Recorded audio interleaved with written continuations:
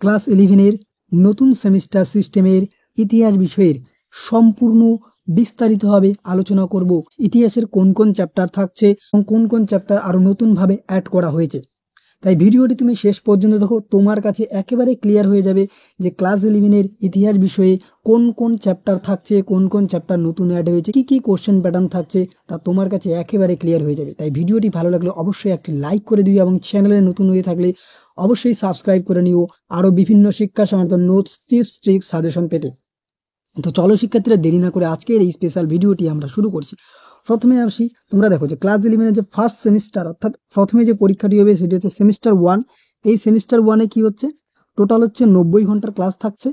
ওকে, next কি full marks কত, 40 নম্বর। এই 40 নম্বর কি থাকবে, এমসিকিউ থাকবে। ওকে, প্রথমে দেখো, প্রথম যে টপিক দেওয়া হয়েছে সেটি হচ্ছে লার্নিং স্টোরি, অর্থাৎ কি ইতিহাসের শিখন। ওকে, তো এখানে ফার্স্ট চ্যাপ্টার কি রয়েছে, ফার্স্ট চ্যাপ্টার দেখো দেওয়া আছে আন্ডারস্ট্যান্ডিং হিস্টোরি, অর্থাৎ কি ইতিহাস চেতনা। এখান থেকে কি তোমাকে কোন কোন বিষয় পড়তে লাগবে, number 1 pre story, proto history অর্থাৎ প্রাগ ঐতিহাসিক যুগ, প্রাগৈতিহাসিক যুগ, yearly sources and there nature, অর্থাৎ কি ইতিহাসের আদি উপাদান ও তার প্রকৃতি। ওকে, ফর্মস অফ রেকর্ড হিস্টোরি, অর্থাৎ কি লিখিত ইতিহাসের নানা রূপ, যেমন আমরা লিপি, মুদ্রা ইত্যাদি বিষয়গুলো তোমাকে এখানে পড়তে লাগবে। ওকে, নেক্সট কি থাকছে দেখো, নেক্সট বলছে facts and interpretation Indo Persian tradition of history writing in medieval India, অর্থাৎ ভারতীয় মধ্যযুগের ইতিহাস রচনায় যে ইন্দো পারসিক ঐতিহ্য সেটা সম্বন্ধে থাকছে। ওকে, কনসেপ্ট টাইম ইন স্টোরি, অর্থাৎ কি এটাকে বলা হচ্ছে ইতিহাসের সময়কাল সম্পর্কিত ধারণা। ওকে, সময়কে সাধারণত দুইটা ভাগে ভাগ করা হয়। ওকে, কয়টা ভাগে, দুইটা ভাগে। একটাকে বলা হয় লাইনার আর একটা বলে সাইক্লিক্যাল। অর্থাৎ লাইনার বলতে কি, যেটাকে আমরা বলি লৈখিক বা হচ্ছে তীরবর্ত সময় রাখা, যেটা তোমাদের ইতিহাস বইয়ে পেয়ে যাবে। সাধারণত এই যে ফার্স্ট চ্যাপ্টারটি তোমরা দেখছো, এখানে কিন্তু খুব একটা বেশি চেঞ্জ হয়নি, তবে অনেক কিছুই কাটছাট করা হয়েছে।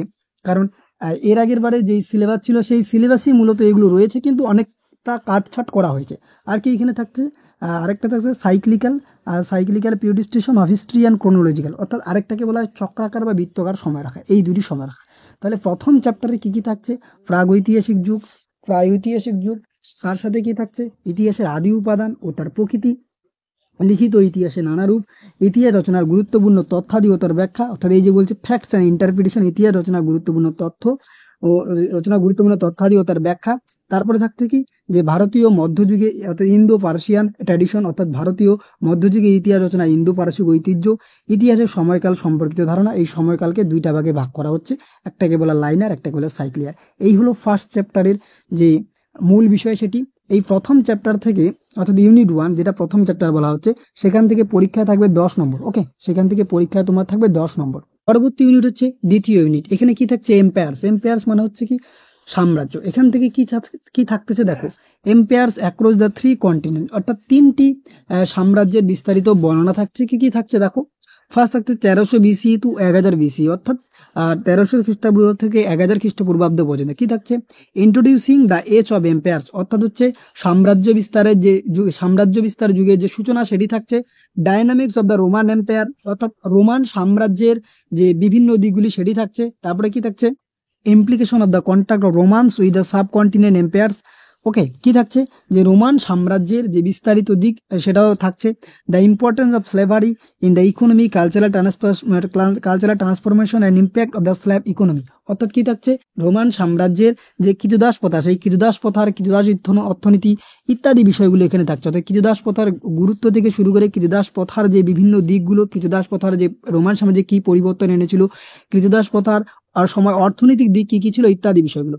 তাহলে এই যে দ্বিতীয় ইউনিটে কি থাকছে, সাম্রাজ্য। এই সাম্রাজ্য বিস্তার থেকে কি দিকগুলো থাকছে, একটা হচ্ছে রোমান সাম্রাজ্য, আর কি রোমান সাম্রাজ্যের সময় যে কৃতদাস প্রথা ছিল সেই কৃতদাস প্রথার বিস্তারিত দিক, অর্থাৎ কৃতদাস প্রথার অর্থনীতি তখনকার সময় কি ছিল, তখনকার সময় সংস্কৃতি কি ছিল, স্ল্যাব ইকোনমি অর্থাৎ অর্থনীতি থেকে কৃতদাস প্রথা কতটা প্রভাবিত করেছিল ইত্যাদি বিষয়গুলো থাকছে দ্বিতীয় ইউনিটে। ওকে, আর ইউনিট 2, এই ইউনিট 2 থেকে পরীক্ষায় মোট কত থাকবে, ইউনিট 2 থেকে পরীক্ষায় মোট 15 মার্কের কোশ্চেন থাকবে। ওকে, 15 নম্বর পরীক্ষায় আসবে। ঠিক আছে, ইউনিট 1-এ দেখো 24 ঘন্টার ক্লাস থাকছে, আর ইউনিট 2-এ থাকছে 33 ঘন্টার, অর্থাৎ 33 ঘন্টার ক্লাস থাকছে। ওকে, নেক্সট পরবর্তী ইউনিট হচ্ছে কম্পারেটিভ স্টাডিজ, অর্থাৎ তুলনামূলক যে অধ্যয়ন সেটি। কনসেপ্ট অফ গভর্নমেন্ট, অর্থাৎ কি শাসনের যে ধারণা সেটা থাকছে। ফার্স্ট কি থাকছে, কিটি কিটি স্টেটস ক্লাসিক্যাল অফ গভর্নমেন্টস। তারপরে কি থাকছে, অর্থাৎ রাজনৈতিক যে বিবর্তন, শাসন কার্য প্রতিষ্ঠান সম্পর্কে সেটি থাকছে। ওকে, কি থাকছে দেখো, মোনার্কিস ফ্রম জনপদ টু মহাজনপদ, অর্থাৎ রাজতন্ত্র থাকছে কোথা থেকে, রাজতন্ত্র থাকছে জনপদ থেকে মহাজনপদ, অর্থাৎ রাজতন্ত্রের সূচনা কিভাবে ঘটলো, রাজার সূচনা কিভাবে ঘটলো, রাজ্যের সূচনা কিভাবে ঘটলো। তোমরা নিশ্চয়ই জানো যে জনপদ আর হচ্ছে মহাজনপদ, যেখানে 16টি বা 16 মহাজনপদের পরিচয় পাওয়া যায় সেটি। ওকে, নেক্সট কি থাকছে, empires definition difference with monarchy comparative history of empire, অর্থাৎ সাম্রাজ্যবাদের সংজ্ঞা রাজতান্ত্রিক রাষ্ট্রের সঙ্গে পার্থক্য। কোন কোন পার্থক্য থাকছে দেখো, the Mauryan empire and the Mesopotamian empire, অর্থাৎ মৌর্য সাম্রাজ্য ও মেসোরেনিয়ান সাম্রাজ্যের মধ্যে তুলনা, চোলা অ্যাডমিনিস্ট্রেশন, অর্থাৎ চোলদের যে শাসন কীর্তি বা শাসন কার্যপ্রণালী সেটি থাকছে। Roman empire and the Gupta empire, অর্থাৎ রোমান এম্পায়ার ও অর্থাৎ রোম সাম্রাজ্য আর হচ্ছে গুপ্ত সাম্রাজ্যের তুলনামূলক আলোচনা। The Mughal empire and the Ottoman সাম্রাজ্য, অর্থাৎ মুঘল সাম্রাজ্য এবং অটোমান সাম্রাজ্যের মধ্যে তুলনামূলক আলোচনা। ওকে, এই যে সিলেবাসটি তোমরা দেখতে পাচ্ছ, অর্থাৎ হচ্ছে এই যে থার্ড যে ইউনিট, এটা কিন্তু খুব একটা বেশি পরিবর্তন হয়নি। এটা তোমরা বিগত বছরের যদি বই দেখো বা বিগত বছরের সিলেবাস দেখো, সেখানে কিন্তু এই 3টি টপিকই রয়েছে। ওকে, তো এইখান থেকে অর্থাৎ এই ইউনিট 3 থেকে কত 33 ঘন্টা ক্লাস থাকছে, কত মার্কের কোশ্চেন হচ্ছে, এখান থেকে টোটাল 15 নম্বর থাকবে তোমার পরীক্ষা। ওকে, যে ফার্স্ট যে সামেটিভ সেটা কিন্তু 40 মার্কের, সেই 40 মার্কের কি হয়, সাধারণত এমসিকিউ হবে। ওকে, তাহলে ফার্স্ট সামেটিভের সিলেবাস হচ্ছে এটি। হিস্ট্রিতে 3টি চ্যাপ্টার থাকতেছে, কোন কোন অধ্যায় থাকতেছে এবং কি থাকছে, আশা করি তোমরা বুঝতে পারলে। এরপরে আমরা আসি ক্লাস 11 যে সেকেন্ড সেমিস্টার, এখানে টোটাল হচ্ছে 70 ঘন্টার ক্লাস থাকছে। ওকে, এখানে কত নম্বরের পরীক্ষা হচ্ছে, মোট 40 নম্বর। এটা হচ্ছে সেকেন্ড সেমিস্টার, অর্থাৎ ক্লাস 11 যে দ্বিতীয় পরীক্ষাটি হবে। ওকে, এখানে কি থাকছে দেখো, ফার্স্টেই তোমাদের যেই সিলেবাসটি থাকছে নেচার অফ স্টেট, অর্থাৎ রাষ্ট্রের প্রকৃতি, এটা কিন্তু বিগত বছরেও ছিল, অর্থাৎ বিগত বছরের সিলেবাসে এটা ছিল, সেটি এখানে থাকছে। কি কি থাকছে, তবে কিছু পরিবর্তন হয়েছে, যেমন states and it is aptitude, অর্থাৎ রাষ্ট্রের প্রকৃতি এবং তার শাসন যন্ত্র। কি থাকছে, nature of states the ideal prototype, অর্থাৎ কি, যেখানে হচ্ছে বলা হচ্ছে রাষ্ট্রের প্রকৃতির আদর্শ নমুনা, রাষ্ট্রের প্রকৃতির যে আদর্শ নমুনা, Indian context, Kautilya and Arthashastra and the state craft, অর্থাৎ কি, কৌটিল্য তারা অর্থশাস্ত্র ভারতীয় প্রসঙ্গে, অর্থাৎ ভারতীয় ভারতীয় রাষ্ট্রের প্রকৃতি সম্পর্কে কৌটিল্য অর্থশাস্ত্রের যে দিকটা সেটি থাকছে। নিশ্চয়ই তোমরা জানো এটা বিগত বছরের সিলেবাসও রয়েছে। নেক্সট কি থাকছে, Ziauddin Barani, Fatawa Jahangir and the nature of the state under the Delhi sultan, অর্থাৎ দিল্লি সুলতানি পিরিয়ডে যে ফতেয়া জাহাঙ্গীর, অর্থাৎ জিয়াউদ্দিন বারুনি, তার যে ফতেয়া জাহাঙ্গীর গ্রন্থ ছিল, সেখানে বিস্তারিতভাবে ব্যাখ্যা রয়েছে দিল্লি সুলতানি সম্পর্কে, সেটি থাকছে তোমাদের সিলেবাস। নেক্সট কি থাকছে দেখো, ইউরোপিয়ান প্রসঙ্গে কি থাকছে, ইউরোপিয়ান কনটেক্সে কি থাকছে, Greek and the Roman world, Thomas Cromwell and the new monarchy, intellectual basis of the earlier modern state, অর্থাৎ কি, যেখানে ইউরোপীয় প্রসঙ্গে থাকছে নতুন রাজতন্ত্র আর হচ্ছে টমাস ক্রমওয়েল, নতুন রাজতন্ত্রের টমাস ক্রমওয়েলের যে অবদান সেটি থাকছে। আর কি, intellectual basis of yearly modern state, অর্থাৎ প্রথম পর্বের যে আধুনিক রাষ্ট্রের দার্শনিক ভিত্তি, সেই আধুনিক রাষ্ট্রের দার্শনিক ভিত্তি থাকছে। ওকে, তো এই যে সিলেবাসটি, এখানে কিন্তু একটি পরিবর্তন হয়েছে, যেমন আগে ছিল সিজরো, তারপর হচ্ছে রোমান বিশ্ব, এই টপিকগুলো হয়তো এক দুটো নেই। ওকে, আর বাদ বাকি প্রায় একই রয়েছে। যেমন এখানে কি থাকছে দেখো, অ্যাপ্টিটিউডস অফ গভর্নমেন্টস। ওকে, সরকারের প্রশাসন যন্ত্র, এই অ্যাপ্টিটিউডস অফ গভর্নমেন্টে কি কি থাকছে, মোটামুটি আমরা যদি দেখি যে 4টি বিষয়, সেই 4টি বিষয় বিগত বারেও ছিল, এবারেও থাকছে।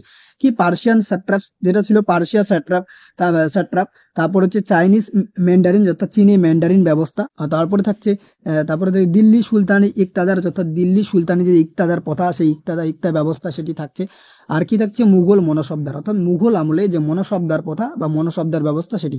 মোটামুটি এই যে টপিকটি তোমরা দেখতে পাচ্ছ নেচার অফ স্টেট, এটি খুব একটা বেশি পরিবর্তন হয়, অনেক কিছু কাটছাট করা হয়েছে। ওকে, তো এখান থেকে পরীক্ষা কত নম্বর থাকবে, এখান থেকে তোমাদের পরীক্ষা থাকছে 15 নম্বর। ওকে, 15 নম্বর থাকছে, তোমাদের 25 ঘন্টা ক্লাস থাকছে।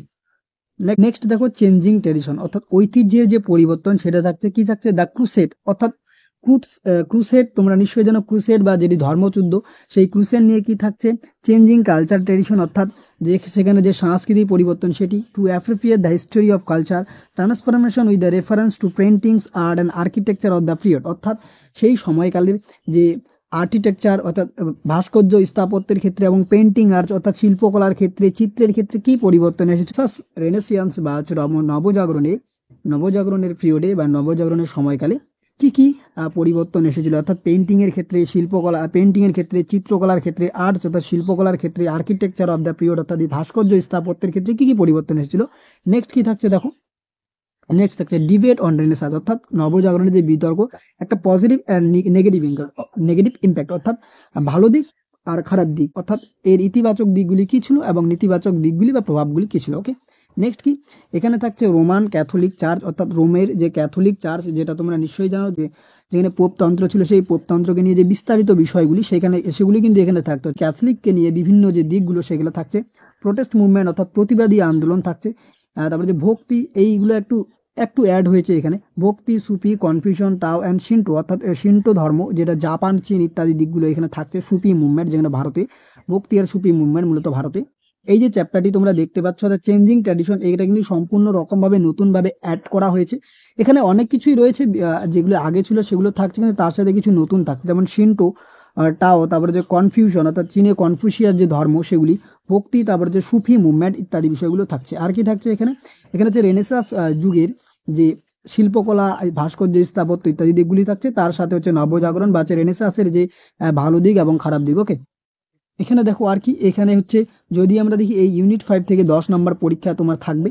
ওকে, নেক্সট কি দেখো, এক্সপেন্ডিং হরাইজন, অর্থাৎ কি থাকছে, এক্সপেন্ডিং হরাইজন মানে কি দিগন্তের প্রসার। পরবর্তী অধ্যায়, সর্বশেষ অধ্যায়টি। হ্যাঁ, এখানে কি থাকছে, অরিজিনস অফ মডার্ন সায়েন্স, অর্থাৎ আধুনিক বিজ্ঞানের উদ্ভব, from witchcraft to social emancipation, astrology to astronomy, অর্থাৎ জ্যোতিষী শাস্ত্র থেকে যে জ্যোতির্বিদ্যার বিকাশ সেটি থাকছে। নেক্সট কি থাকছে দেখো, টুয়ার্ডস সোলার সেন্ট্রিক ইউনিভার্স, অর্থাৎ কি সূর্যকেন্দ্রিক বিশ্ব ব্রাহ্মণ্ডের যে ধারণা।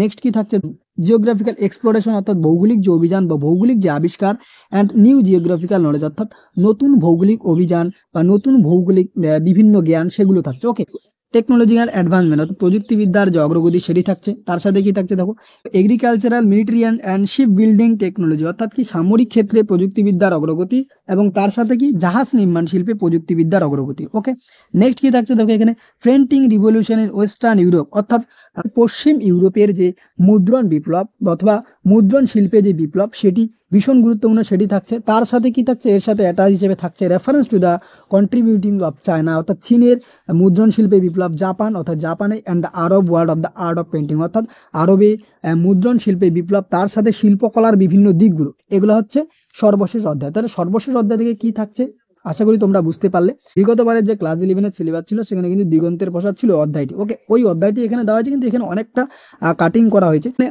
ক্লাস 11-এ আরেকটি বিষয় আমি বলে দিই, যেটা হচ্ছে প্রজেক্ট, অর্থাৎ তোমাদের প্রজেক্ট কি কি বিষয়ে থাকবে। প্রজেক্টে মোট 20 নম্বর থাকবে। কি কি বিষয় থাকবে একটু বলে দিচ্ছি। প্রথমে হচ্ছে দেখো, প্রিপেয়ারের টাইম চার্ট অফ ইভলিউশন, অর্থাৎ বিবর্তনের ধারার যে একটি সময়ক্রম সেটি তোমাকে লিখতে বলছে। বিবর্তনে, মানুষের বিবর্তনের যে দিকগুলি সেটা নিয়ে তোমাকে একটি টাইম চার্ট বানাতে। দ্বিতীয়ত কি থাকছে, ম্যাপ ওয়ার্ক, অর্থাৎ ম্যাপ ওয়ার্ক কি বিষয়ের উপর থাকছে, মানচিত্র অঙ্কন। On a world map point out the place where the under Roman empire, তোমাকে বিশ্বের মানচিত্রে যে রোমান এম্পায়ার সাম্রাজ্য বিস্তার করেছিল, রোমান এম্পায়ার যে সাম্রাজ্য বিস্তার করেছিল কোন কোন জায়গায় সেটা তোমাকে দেখাতে লাগবে ওয়ার্ল্ড ম্যাপে। নেক্সট হচ্ছে slavery and it is impact on the contemporary, অর্থাৎ রোমান সাম্রাজ্যের যে দাস প্রথা বা রোমান সাম্রাজ্যের যে কৃতদাস প্রথা তার প্রভাব, তার সাথে অন দ্য কন্টেম্পোরারি অর্থাৎ সেই সমসাময়িক বিশ্বের প্রভাব কি ছিল। ওকে, দাসপ্রথা এবং সেই সমসাময়িক বিশ্বে এর প্রভাব কি ছিল। নেক্সট কি থাকছে, ম্যাপ ওয়ার্ক হিসেবে আর কি থাকছে, on an outline map of Europe locate, অর্থাৎ ইউরোপের একটি মানচিত্রে তোমাকে কি দেখাতে লাগবে, এথেন্স আর হচ্ছে স্পার্টাকে। On an outline map India located and name the 16 Mohenjodaro, অর্থাৎ একটি ভারতীয় ম্যাপে তোমাকে দেখাতে লাগবে, যেটা ব্ল্যাঙ্ক ম্যাপ, শুধুমাত্র ম্যাপ, সেখানে তোমাকে কি দেখাতে লাগবে, যেখানে 16 মহাজনপদ, অর্থাৎ 16টি মহাজনপদ বা 16 মহাজনপদ এটি তোমাকে দেখাতে লাগবে। তার সাথে কি trade relation in the ancient A time between Europe and India during, অর্থাৎ 500 বিসি থেকে 500 খ্রিস্টপূর্বাব্দ থেকে 500 খ্রিস্টাব্দ পর্যন্ত যে ইউরোপের সাথে ভারতের বাণিজ্যিক সম্পর্ক কেমন ছিল তা তোমাকে দেখাতে লাগবে। নেক্সট কি, কন্ট্রিবিউশন অর্থাৎ অবদান, কার অবদান দেখো এটা তোমরা পেয়ে যাবে। কৌটিল্য, তারপর জিয়াউদ্দিন বারণী এবং টমাস ক্রমওয়েল, যেটা নতুন রাজতন্ত্রের Thomas Cromwell, Ziauddin Barani, Kautilya. Okay, আজকে থাকছে renaissance and it is impact of human life, অর্থাৎ রেনেসাঁস অর্থাৎ নবজাগরণের যে বিবর্তন বা নবজাগরণের যে প্রভাব সেটি হচ্ছে হিউম্যান লাইফ, মানব জীবনের উপর কি প্রভাব পড়েছিল তা। আর শেষ কি থাকছে, printing revolution and it is impact on the spirit of education, অর্থাৎ মুদ্রণ শিল্পের যে মুদ্রণ বিপ্লব সেই মুদ্রণ বিপ্লব কি প্রভাব ফেলেছিল impact on the separate of education, অর্থাৎ শিক্ষা বিস্তারের ক্ষেত্রে মুদ্রণ শিল্পের কি প্রভাব ফেলেছিল। এই হচ্ছে তোমাদের 6টি যে বিষয়, যেটা হচ্ছে প্রজেক্টের বিষয়, যেখানে হচ্ছে অ্যাসেসমেন্ট, তার সাথে প্রজেক্ট অর্থাৎ ইন্টারনাল অ্যাসেসমেন্ট ইত্যাদি বিষয়গুলো থাকছে। ওকে, এই 6টি বিষয়। খুব সুন্দর একটি সিলেবাস তোমাদের ক্লাস 11 যে ইতিহাস সেখানে দেওয়া হচ্ছে। এখান থেকে কত মার্ক কোশ্চেন থাকবেন? 15 মার্কের কোশ্চেন। ওকে, 25 ঘন্টা ক্লাস থাকছে।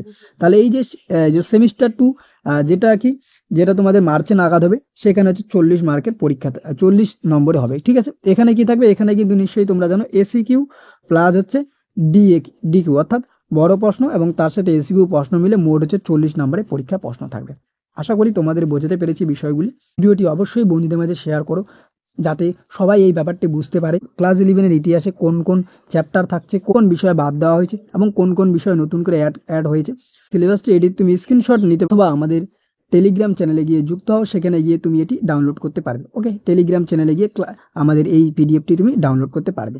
আজকের ভিডিওটি এ পর্যন্ত, দেখা হচ্ছে পরবর্তী কোনো এক ভিডিওতে। ততক্ষণ পর্যন্ত পড়তে থাকো, জানতে থাকো এবং অবশ্যই আমার পাশে থাকো।